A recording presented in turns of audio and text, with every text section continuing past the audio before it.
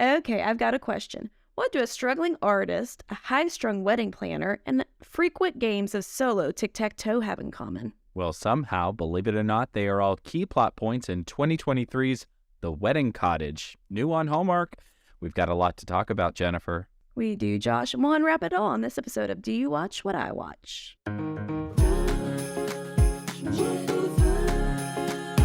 you like holiday movies from the classics to newbies, let's sit down and watch, then have a talk with Jennifer and Josh.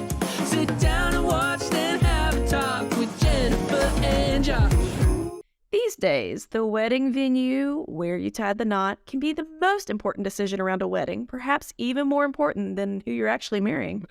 And this venue, The Wedding Cottage, is the main character in the latest Hallmark flick we are recapping and reviewing. We have much to discuss on this one, Jennifer. But first, do us a favor, help us grow our podcast by liking, subscribing, and writing a brief review. It really helps us out. And while you're at it, hey, follow us on all of our social media. You can find the links at all of it at doyouwatchwhatiwatch.com. So, where was your wedding venue, by the way, Jennifer? You were there. You don't remember? Oh, yes, I do remember. Rude. We got married at, singular. Yeah, I got married.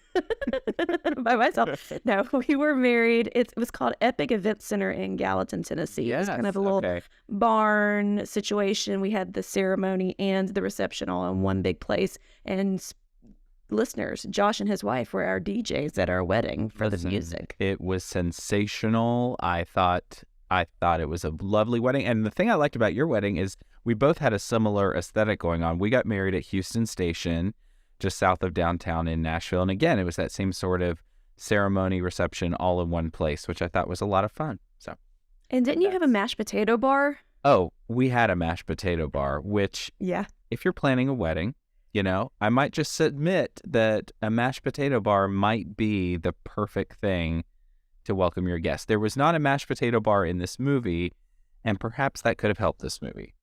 Oh, couldn't have hurt. Couldn't have hurt. That's what I'm saying. So, give me the plot summary before we take the deep dive here, Jennifer. You've got it. So, this was listener voted. We gave the opportunity to the people. We gave them 5 options, some Hallmark, some not, some other channels. And this one won by a landslide. So you guys were clamoring for us to cover this movie. Clamoring.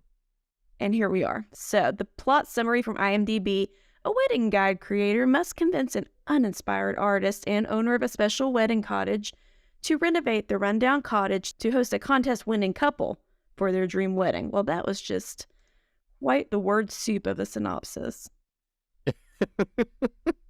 I love IMDb for that very reason.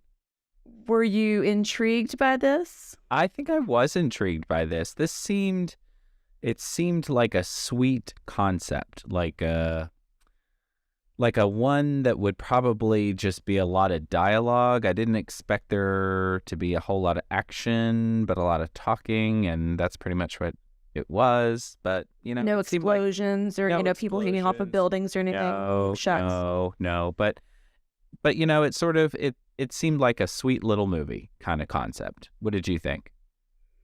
I thought it seemed an awful lot like a movie we already covered on another network. What was the movie? And I should have looked this up ahead of time. Was it the Cider movie? Oh, yeah. She was trying to convince him. Wasn't that on Great American Family Last Fall? She was trying to convince him to let her couple. Now, she was a wedding planner, unlike our leading lady here, evidently.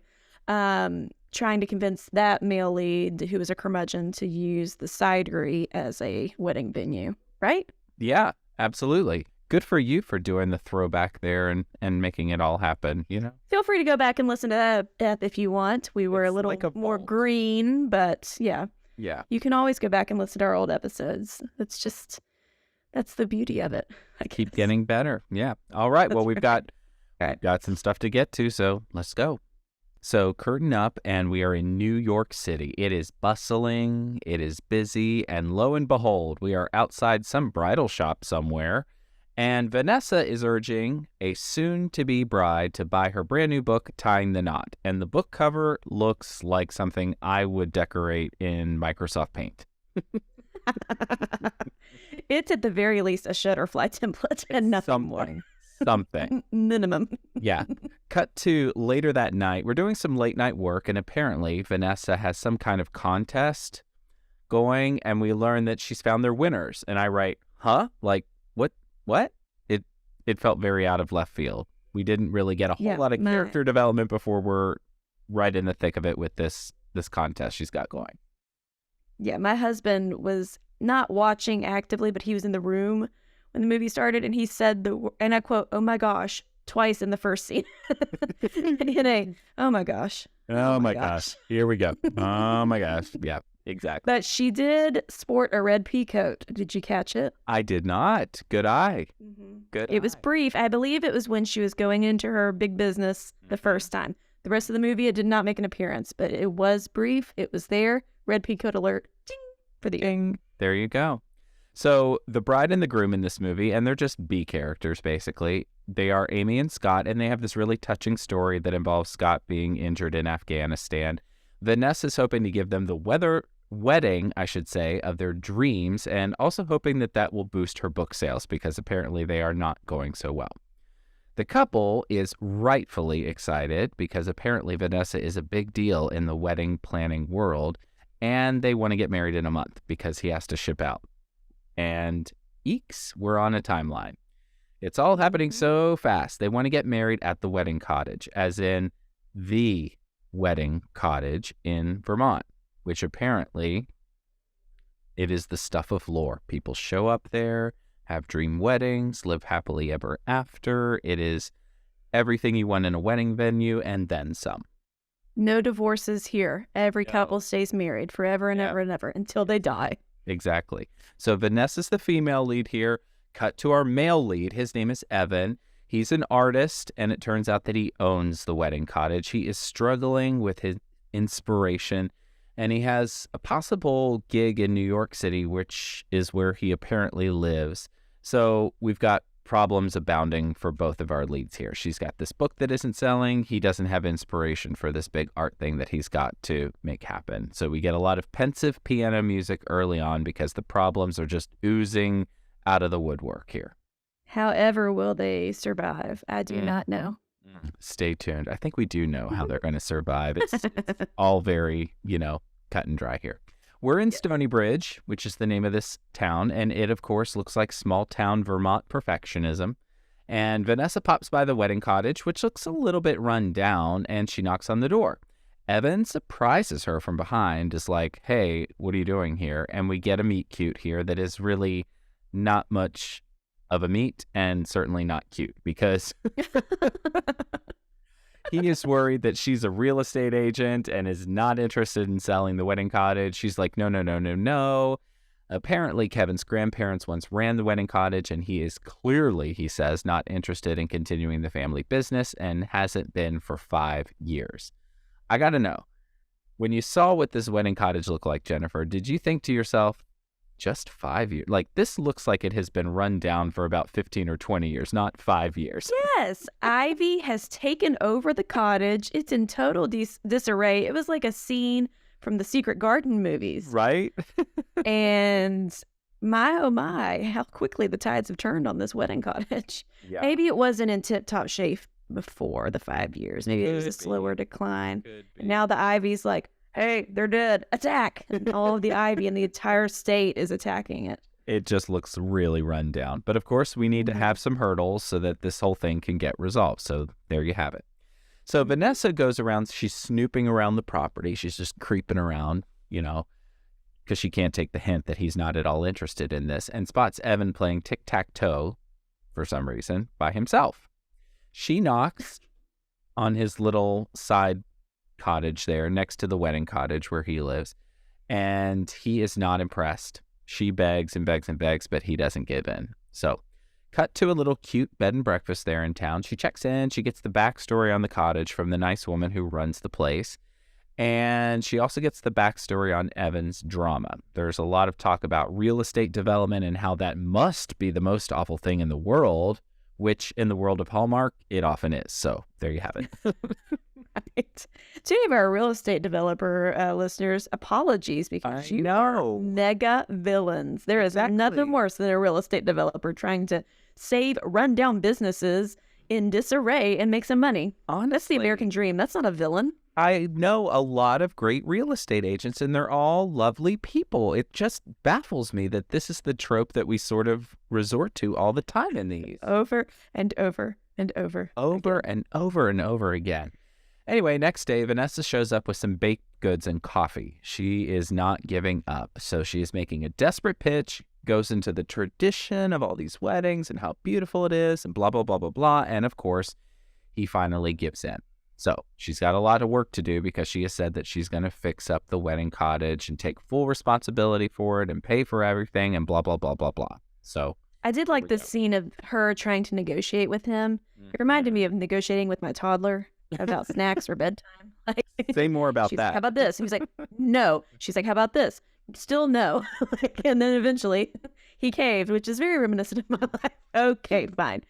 But I did like their banter. I thought they had good chemistry in these little moments. I did too. They really did a nice job of sort of arguing, in quotes. You know, it was more cute. It was not necessarily flirty early on, which I thought was good. It could have gone straight to that, but it didn't. It didn't really seem like he was all that interested in her at the very beginning. But of course, not at all. Stay tuned. Things will change. Yes. Now, my question is, if she's struggling trying to peddle books as her main business now, how is she affording to renovate an entire wedding cottage in 3 weeks? Bit of a plot hole there. I guess maybe she's working with this wedding planner friend of hers in New York City. Is that the implication? Oh, I thought I was confused. I thought she was just running the contest to peddle books. Well, her friend lives in New York City. This woman, and they apparently work together on weddings or something like that. So there's. I thought that was just her assistant relationship with the books. So I misunderstood that. Not really clear for sure. Because they donated. I mean, the contest. They are donating all of the wedding to this cute little couple. So doesn't seem like a great business model, but what do I know? Neither here nor there. Yeah, exactly. She's chatting with that woman, her colleague back in New York City, and apparently wedding plans are already falling in place, even though they only have a matter of weeks to throw together a wedding and fix up this gigantic cottage. Go figure. They're trying to get all of this featured on Bobo Good Morning America, but it's not happening just yet. It was actually called Good Day America, and I thought, okay, guys, could we just at least try to be something? Good day. Good day, America. Yes, exactly. She goes to the hardware store in town, which looks impossibly cute, and she has an unrealistic timeline on the repairs there and gets a lesson in how to be more laid back, which for Vanessa seems a tad impossible. She is really high-strung, isn't she? She is. She's type A with a capital A. Yes. Anyway, we're back at the B&B, and Vanessa gets more history on the wedding cottage, which is really cute. The people who live there fell in love there, and they made it their life to help other people fall in love. It's a really good backstory. She winds up at dinner at apparently the only restaurant in town, and apparently, happens to just be at back-to-back tables with Evan, and it turns into maybe kind of a date. So they wind up talking about their jobs in a scene that just kind of was like, oh, okay, we're having dinner together. Okay. Yeah. Yeah. Didn't really go anywhere. But no, it here we are. didn't. Here we are. So we're back at the cottage getting our first look inside, and this is when I'm like, how did this place fall into this kind of disrepair in just 5 years? Doesn't make a lot of sense.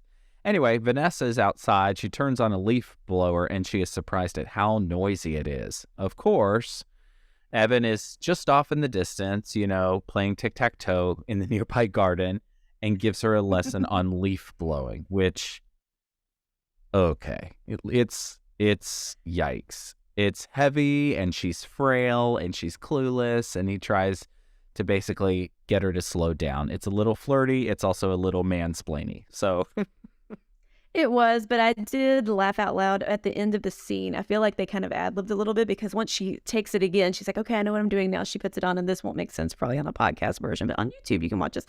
She puts it on, and then she's like hopping and moving around the patio trying to blow the leaves off. Yeah. He's like, hopping. Why are you hopping? Stop hopping. Like, that seemed kind of ad-libbed, and I thought that was funny. I want more of that sprinkled in these Yeah, movies. I wanted off her the to- cuff banter. I wanted her to like turn the leaf blower at him and blow him in the face with it or something like that. I always Yeah, think that's funny yeah. when that happens, but we can only laugh When laugh she- so much in these. Well, I don't know why she was doing this anyways, because she's like, well, the landscape person can't be here until tomorrow, so I'm getting a jump start. Just wait 24 hours. Just Honestly, wait. the fact that she was able to wrangle the contractor away from another job to work on this cottage and line up all the subcontractors from across the East Coast to help out in all this business irritated me. That's not how it works. Not that I know. But like, where's an architect drawing plans? Where's engineers? There's got to be some structural engineering involved on this thing. Historical preservation. Like, there's checks and balances here, people, and we just hopscotched right over it. We have to suspend reality on the details on this one for sure. Yeah. You are mad about it. I can tell right now. Not that I have any reason to be. It's Not just, that you have any reason or, pre-existing knowledge. That's, No, neither. not at all. Yes, No exactly. building permits. They don't have building permits here. No. It's That's Vermont. dangerous. This is going to be an event venue. And did they get insurance to host people? What if Meemaw slips at the wedding and tries to sue you? Who's she going to sue? These are questions I have. These are Continue. questions. Yeah, exactly. Anyway. He's off being a struggling artist, so she naturally decides to make a buffet lunch for the workers, but he shows up because he's not doing any art and, winds up fixing a leak that just happens to spring right near the buffet. So he's a welder, he explains, and suddenly he starts smiling, so apparently the tide is turning. Turns out that Evan is kind of a big deal in the art world, surprise, surprise, and she winds up stalking his bootleg website. Vanessa goes to pick wildflowers, of course. She goes frolicking Why? through the woods with this basket that looks like it could hold 3 flowers. And It was like a Yogi Bear basket. And Yes. she's 3 weeks before the wedding going to pick some native wildflowers to the cottage. It's that are most dumb. assuredly going to die before the wedding even happens. Or give her some sort of an itchy rash minimum. For sure. But just before she goes to pick wildflowers, of course, someone warns her to be on the watch out for a moose. And so she has this pseudo run-in, and it turns out that it's not a moose, but of course, it's Evan, who just, happens to be frolicking through the woods at the same time she is. Go figure. I guess. So they go through a stroll through the woods, and they unpack her perfectionism and why she's not married. He reveals that he was married before, but was way too consumed with his work to make it work, which is why he came to Vermont to slow down and presumably, eat maple syrup, I guess. So she's impressed and she says, maybe there's more to Vermont than just maple syrup. And when she says that line, I literally LOL. It was the way she There's said, life out there. maybe there's more to Vermont than just maple syrup. And then they cut to commercial. It was a lot. It was a lot. I didn't even notice that line. Yeah. You're good at that. Picking out the bad lines, man. Anyway, we're back from commercial break, and oh my gosh, they're going to be on Good Day America. It's all happening. Vanessa goes to a dress fitting with the bride, who is very excited. The woman that they had playing the bride really does play this sort of young military bride perfectly throughout. She was precious. She was Yeah. precious. There's a problem at the cottage. They've got a family of raccoons in the attic. So that's going to be apparently a big old delay. And Evan, meantime, is on a deadline for this New York show he's trying to make and desperate for a little bit of artistic inspiration. So Vanessa wanders into Evan's studio to deliver a little bit of a sweet treat, some dessert. He opens up about the kind of art that he's trying to do, shows her a sculpted bird, and winds up making lovey-dovey eyes at her. Did you? Yeah, they almost kissed. They almost kissed. Did you sort of buy this very quick development of their relationship?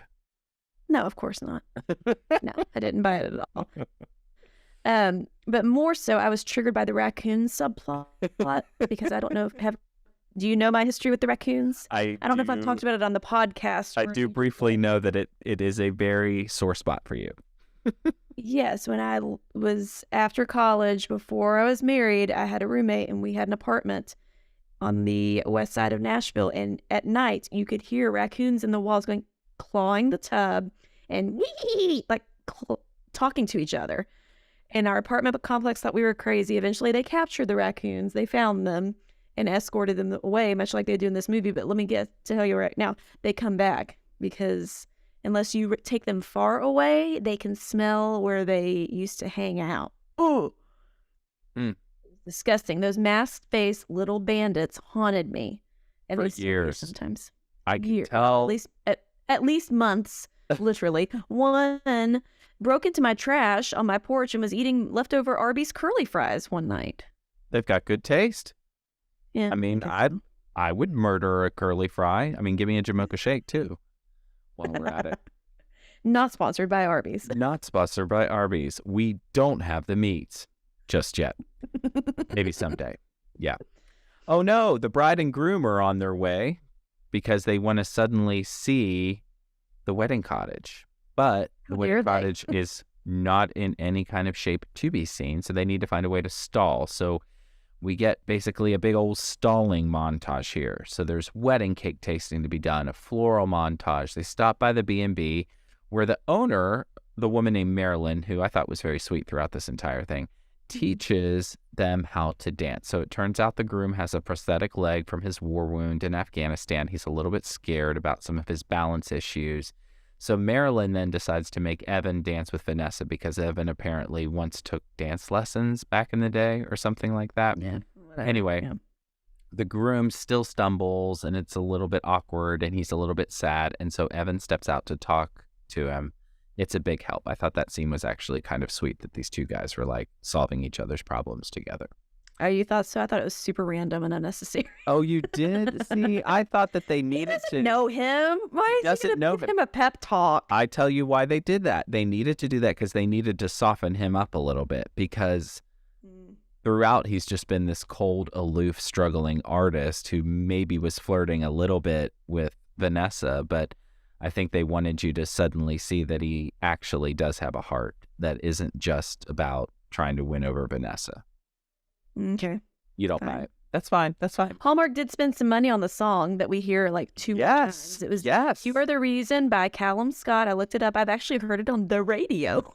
Wow. So, good job. Wowie zowie, Hallmark. Yeah. I heard that song and I thought to myself, well, this doesn't sound like one of these sort of like Bobo adult contemporary knockoff songs that we normally get in these. So I'm glad you did the research on that. See, that is the level of detail and the commitment to the craft that we have here on the podcast. Is it? We take it very seriously. Yes. You expect the best. We're not the only podcast that covers these movies, but we think we're the best.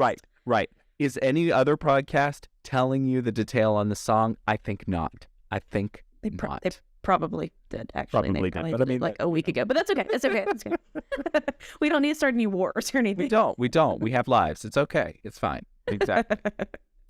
Anyway, so they are finally off to go see the cottage and successfully keep the bride and groom from seeing it by Evan stopping in front of some road that apparently is on the way to the cottage that has either been washed out or closed or something like that. So they successfully distract the couple from seeing the cottage all day long, and they celebrate with a crisp glass of rosé and get a little bit flirty. He grabs her hand. They're sitting next to each other, and he just reaches over ever so gently and just caresses her hand. Did you feel any kind of emotion around that moment? Well, the dance sequence is when it really started to turn for me. Yes. They were close during that dance lesson. A little sultry, didn't it? So then I said, I see you. Okay, I can get down with this. So, yeah, they really were very PDA heavy in this movie, more so than a usual Hallmark, I think. Yeah, the kissing was a little, stay tuned. They couldn't stop kissing. It was a little steamy, was it not? Yes. Just a downright slobber fest over here.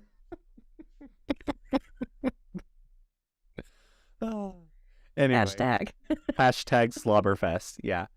She's back at the house, and there are, of course, more problems mounting at the cottage. There's a tree that's growing into the house. It turns out that Evan really loves this tree, but still Vanessa manages to convince him to let them trim the tree, and 5 seconds later, he turns a piece of wood into a fancy column. It was a little sudden She and needed to weird. replace a column because in 5 years a column had deteriorated. Some historic column. It was Yeah, just that was a little out of left field. And that tree was totally going to fall in that house and kill somebody. Oh, Like, for I'm sure. sorry. If you think you're emotionally attached to the tree, you got the rest of it. We got to lop off some branches. That's all We she's had to asking lop for. it. Yes. It had some lovely And, moss you know, growing he on had it. not even paid 2 bits of attention to that tree until they confronted him about it. He was just being a curmudgeon. Yeah, he was violently not interested in anything related to the cottage, but yet suddenly was exceedingly concerned about this tree. It just was a little, The death tree. like yeah. you said, out of left field. Yeah.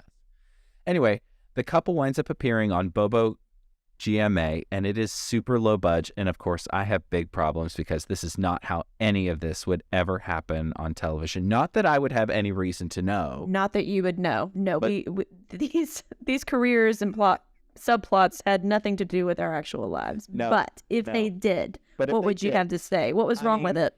Theoretically, if I had an award-winning career in journalism, I mean, I would be able to tell you that that is not at all, A, how this would wind up on Bobo Good Morning America. It was also not how the interview would go. And that set and that anchor, it was not, no. It was no, period. So hypothetically, Hallmark, if you ever need some news anchors or interior Consultants. designers at architecture firms or consultants or anybody like that, We might know we're somebody. willing to step in. We might know We have somebody. connections. We're very connected. Our Connected, tendrils. affable, believable, middle of the road, all-American, cheap. Exactly. Willing Willing- to do just willing about and anything able. you want to be in a movie. Here for you, Hallmark. Come at us. Anyway, still the couple gives plenty of shout outs to all of the little local characters, which is kind of sweet and cute. That's Evan and Vanessa, they watch it together and flirt, and then they suddenly kiss, and it's kind of sweet. But, OMG, Top Trends magazine, which apparently is a very big deal, suddenly wants to do a feature on the cottage, and Evan wants to take Vanessa out to dinner, so it's suddenly starting to happen. So the reporter from Top Trends shows up, notices Evan is there. Anyway, the date goes well, and so does the kiss goodnight at the B&B. And this is where the problem emerges in the last 30 minutes of the movie, because Evan's art dealer sees the article in Top Trends that basically mentions that Evan is struggling and living in Vermont, God forbid, and is convinced that Vanessa is just using Evan's name to sell her Tie the Knot book. Evan thinks He was riding a bike. Oh my Ugh. gosh. He's you in desperate imagine? need of some financial help. Yeah. So Evan thinks he might be right. He is mad and takes it out on her, and suddenly she is super confused. He unveils the piece that he's been working on that was actually inspired by Vanessa to the dealer, and apparently it's incredible. It looks like a very nice sculpture. There you go. It looked intimate, I thought. It looked a little intimate to me too. It looked It was some 2 sculptural abstract figures very close dancing. and kind of entwined. Intertwined, if Yeah. you will. Anyway, yeah. So, surprise, lo and behold, all the repairs are finished, and it turns out that Evan wound up paying for the repairs, but he decides to actually stay in New York City because he's still a little bit upset about everything. So he calls the contractor, who admits that he's the one who told Top Trends magazine that Evan was living at the cottage, not Vanessa. Oh, so he realizes his mistake. So, cut to wedding day. Vanessa is beautiful in a blue dress, but she is super sad because of everything that's happened with Evan. She has a sweet moment with the bride, and the wedding begins. The dance after the ceremony is almost a failure because the groom is nervous about everything until, drum roll, Evan shows up, and he swoops in, grabs Vanessa, and starts dancing with her. That gives the groom the courage he needs to dance with his bride, saving the day. Evan apologizes to Vanessa and shows her this piece of art, which somehow has been miraculously transported from New York City to Vermont and professionally lit on a pedestal right in front of the cottage. They smooch, and happily ever after. Okay, time for our gold or coal segment where we each give 3 gifts. If there's more gold We do. Again, if there's Again. more coal, we don't. Again. And if it's a tie, it's just a meh. So, Josh, you go first. What you got? I will tell you that I did think these leads were cute and cute together. I did at the end finally buy their chemistry and their romance, and I thought their smooches seemed especially sparky for people who were supposed to be just acting. So, gold for me. I would say the same thing. I really did enjoy their banter and their chemistry. These are professional Hallmark actors. They've been in numerous things. This is not their first rodeo. But I really liked seeing them together, and I liked the way they were styled. I liked their outfits. I liked the haircuts. They're just very well put together, and I really enjoyed that. Yeah. My next piece of gold, I thought the townies in this movie were pretty good. I liked the woman who ran the Airbnb. I liked the guy at the hardware store. You love a good townie. I love a good townie. And I just thought that they were a good B cast. They were some cute townies. Okay, so this movie was as predictable as anything we've ever watched, but it still worked for me, ? It was sweet, it was charming, it had funny moments, and that's all I want out of these flicks. And dare I say, well, I'll leave that for the end. I have a hot take, but anyways, I thought it was super cute, and I would watch it again, which means it's gold for me. I cannot always say that. I am going to give Cole, and I need to ask your opinion on something. Okay. I think that we need to come up with a term for the mix-up, hiccup in the last 30 minutes that these things always have. We need a term for what that's called. So I just called it the hiccup mix-up. I don't know if that's going to The hiccup mix-up's good. The hiccup I was going to say the oopsie doodle. The yeah. oopsie doodle. Yes, exactly. Something like that. They're going for plot twist, but really it's never not a plot No. twist. Yeah, that's why I don't think we could call it that. So the oopsie doodle at the end seemed really weak sauce here. Like it just was like, oh, he thinks this about her? No. I didn't. I did appreciate he still gave her a hug goodbye. He was still talking to her. He didn't go full like aggro, like mean towards her when he was leaving. Yeah. Which was okay, I guess. I agree with that. Felt a little throwaway to me. Anyway, your last gift? My last gift is Cole. It is completely unrealistic to do a renovation on a major event space that quickly. Quit it. And I bet you $5 those raccoons are back in that attic now. Just chitter-chattering away. Just squeaking the night away, having a big old time chomping on some ivy. Yuck. Yuck. Well, even though that was a ugh, the total score was 4-2. We had 4 gold, 2 coal, so we are going to call it a we do. We do. Yeah. I thought I've seen a lot of positive reviews about this one, and I think you exactly said what it is. It's predictable, yes, but it is sweet.